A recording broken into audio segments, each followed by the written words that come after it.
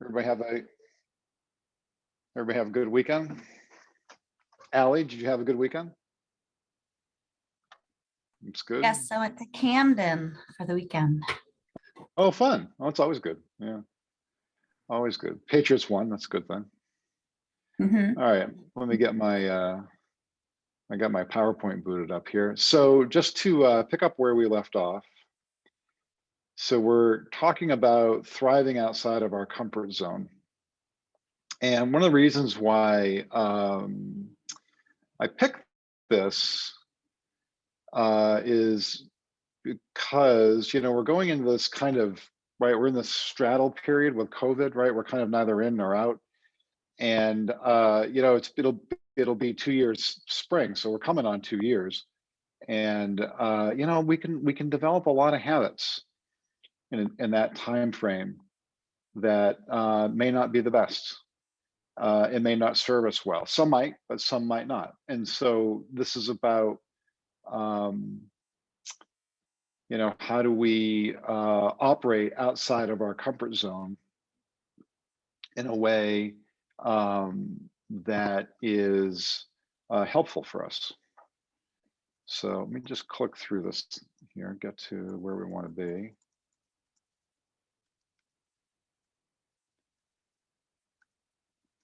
And please feel free to chat in, okay? Questions, comments, observations, your own experiences, any of those things. So we're going to talk about part 2 of this, which is understanding how we're wired. In the first section, first part, we talked about, things like we have a comfort zone, and then we have our stretch zone, right? Which is where we start to learn, right? We start to get outside of what we're comfortable with. And then our panic zone is when we're in an entirely new space. And just real quick, can everybody see my screen okay? Because I don't see you guys. I don't know why that is.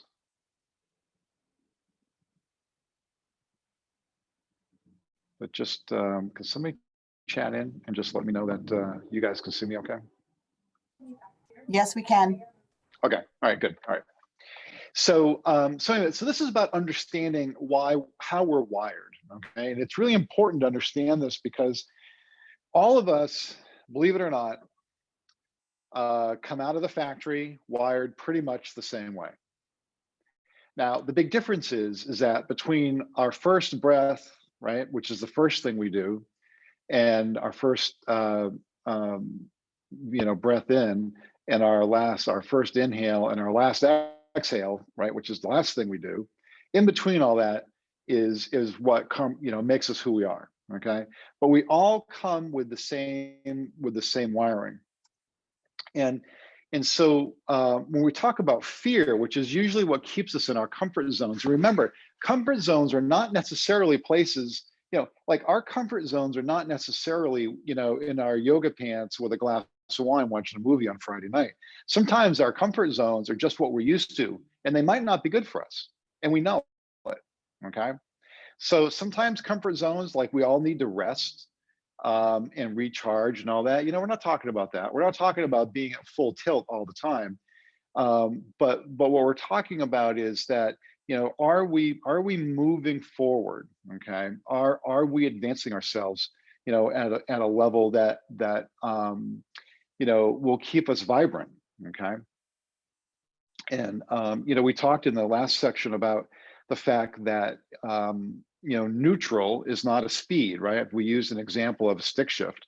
Well, neutral is not a speed. Neutral is where you go in between either going forwards or backwards, because you're going to go one way or the other. You're not going to stay in neutral all the time. And when we're in our comfort zone, we're in neutral, right? And again, I'm not talking about things that give you rest and relaxation. We're talking about settling into patterns that aren't helpful, settling into ways of thinking, okay, that might not be helpful. And so fear has been described as the mismanagement of the mind. And the more we can understand our programming, the easier it is for us to make adjustments. And we literally can think about what we're thinking about, and that's metacognition. And so, we've talked about this a couple times, but just, briefly, metacognition is the process of thinking about what you're thinking about. Okay, so it's about being aware of your thinking, not just thinking and doing, but being aware of it. Okay, and as you're doing things, almost having like a little bit of elevation on yourself, where you're kind of watching yourself, watching what you're doing. Okay, and being aware of it and learning from what you're doing. So you literally can do and learn at the same time if you're aware of your thoughts, which is metacognition. It's a very, very powerful process. So just to kind of test our thinking, and maybe you guys, if you want, maybe you can chat in a few things. So when you look at this door, like, what do you see behind this door? If anybody wants to chat in, like, what are you seeing behind the door? Or what would you be imagining?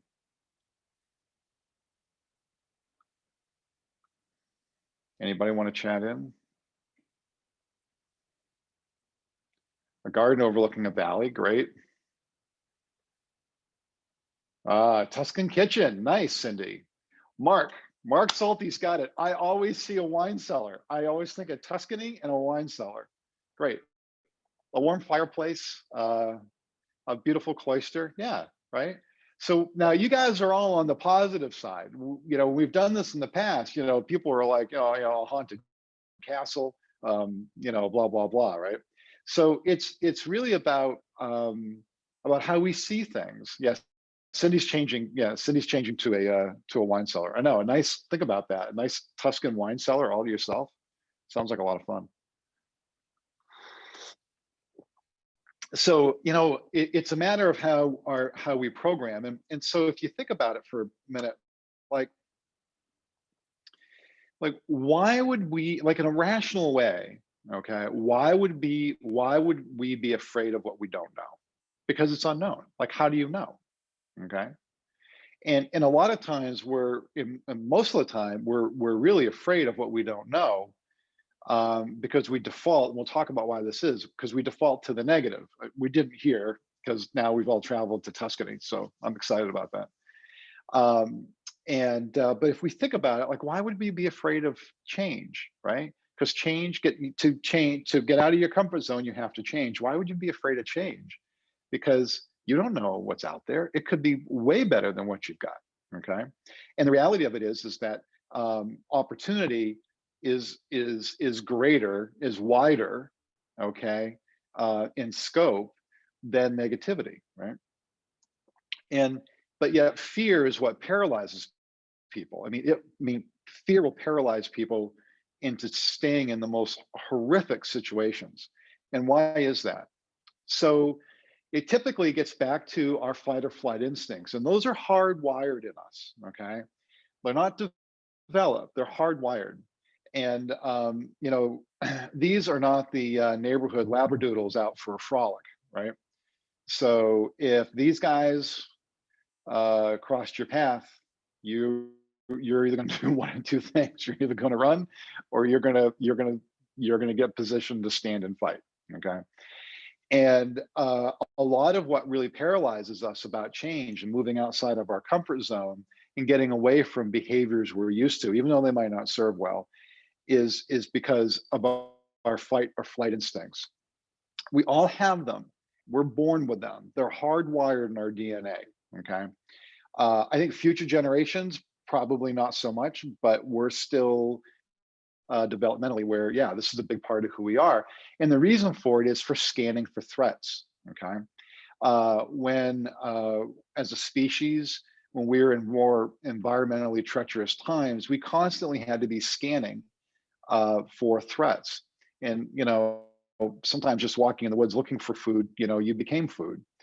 And it's when you go back to how hunter-gatherers banded together, how couples banded together, back in really not that long ago. A lot of it was for survival. Okay. And so we have it in our DNA, right? Where that we scan for threats first. So when we were out in the woods, pick a number of thousands of years ago, and it became quiet, or birds flew away, okay? Or, there was loud noise, whatever the case may be, right? I mean, we were scanning for threats because it was environmentally treacherous. And so it's in our wiring. So so if we go back fundamentally, anytime anything changed, okay, we immediately scanned for threats because that's typically what it meant. All right. Today, it's a little bit different. Our threats are different, and we'll talk about that in just a second. But we're born with what we call our lizard brain. It's our amygdala, and it basically manages fight, flight, anger, and survival. That's what it does. Okay, it was how we survived when we were less developed. Okay, less industrialized. Certainly when we you know um, uh, from an evolutionary perspective when we weren't as evolved as a species. But that was how we survived because the most important thing was survival. Okay, it wasn't about, well, am I going to wear a black sweater today, or what. It had nothing to do with that. It had simply to do with what's the mechanism that's going to help me survive. And the amygdala is this little guy right here. If you can see my cursor, okay, this little guy. This is our lizard brain, and it's very powerful. Okay, and our prefrontal and our neocortexes are they're the newer parts of our brain. We say newer, in millions of years, and um, they govern our executive functions and things like that. But in the face of change, okay, in the face of environmental change, right, which again, thousands of years ago could have been, a flock of birds taking off, and all of a sudden there's a predator right on, right next to you, okay. But today, the threat could be it could be a client, okay, or it could be a family gathering, all right, and because your body doesn't know the difference. We'll spend a couple minutes in talking about that. But so this little guy here, the amygdala, this will override everything else, okay, when a fight or flight situation develops, if you're not aware of it, okay. And any type of change in our environment, can trigger kind of fight or flight, or at a minimum, like skepticism or negativity, okay. And so, what are our modern day threats that we experience? So, again, in more treacherous times, it might have been, the local neighborhood, Viking clan showing up in their longboat and, kind of running through your village, right? But we don't have those threats today. Okay, we have different threats. It could be a commute to work. It could be speaking in public. It could be working on a project you don't like. It could be working with somebody that you're not that fond of. It could be a family experience.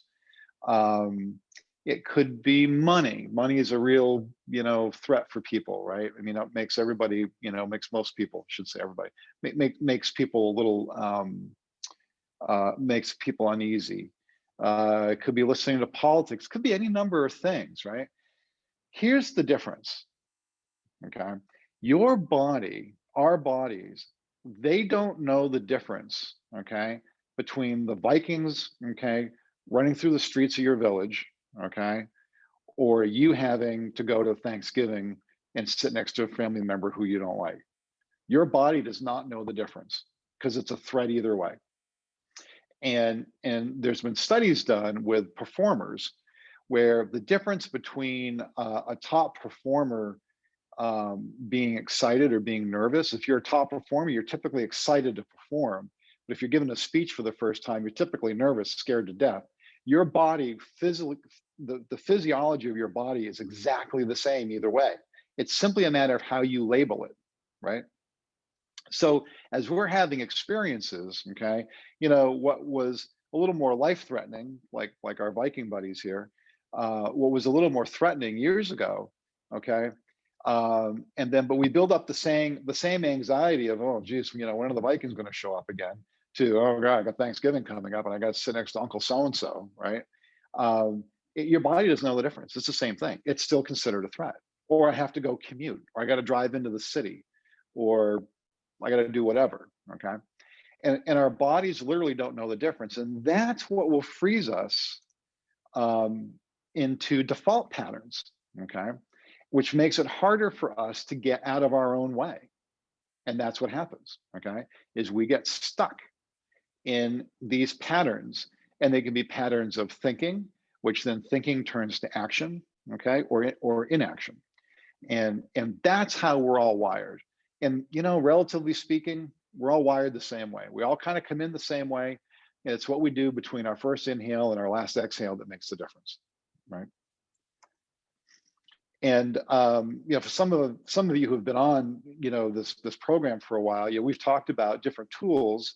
We've talked about how you use a level or your emotional dashboard to kind of manage yourself. And our bodies are basically soft technology.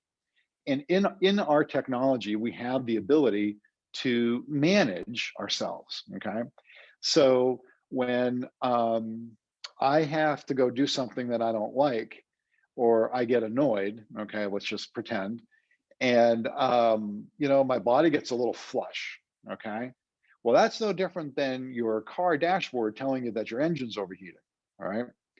And so what do you do with your car? Well, you stop, you pull over, and you kind of just give it a minute to rest. Well, it's the same thing with your body. Your body is soft technology, and our emotions are part of the soft technology system to help us manage our emotions, to help us manage, okay, this thing we're driving, okay? Like our bodies are kind of no different than the car, all right? The car, we've got dashes and readouts and all that, right? That's more hard technology, but we have soft technology in our bodies that allow us to be able to manage things. I'm tired, I'm happy, I'm unhappy, right? Whatever the case may be. And if we learn how to use the soft technology, then we're less likely to get trapped, okay, in a comfort zone that's not serving, okay, or it's time to move off from what we were doing. And I'll give you this. I don't know if I've used this before. It feels like I've used it someplace. So if I've used it here, forgive me. But this past summer, I typically change out my weight routines every so often, just because one, I get bored, and the second thing is you don't want your body to become too used to things. And I was just about to the point where I was like, yeah, I really need to change up my routine, my upper body workout routine. And I had that thought for a couple weeks. I was busy, and I hadn't really quite spent the time to figure out like what I was going to change it to, right? And sure enough, after about 2 weeks after having that first thought, all right, I ended up with getting bicep tendonitis, and it put me out of action for 2 months, okay? And I knew it. I knew I needed to make a change. It was totally on me, but I was kind of comfortable. I was like, yeah, I can keep doing this for a while until I figure it out, right? And so that's another form of soft technology, is our intuition, okay? Our intuition will tell us, hey, you need to be paying attention to this over here. And that's no different than the GPS or the navigation system in your car, okay? And so understanding how we're wired, okay, and that we come by it perfectly honestly and perfectly naturally, all right? And then, how do we develop the tools to deal with it will help us move outside of our comfort zone. Because in our comfort zone, we have the comfort zone, which again, doesn't necessarily mean it's good for us. It just means that it's what we're used to, okay?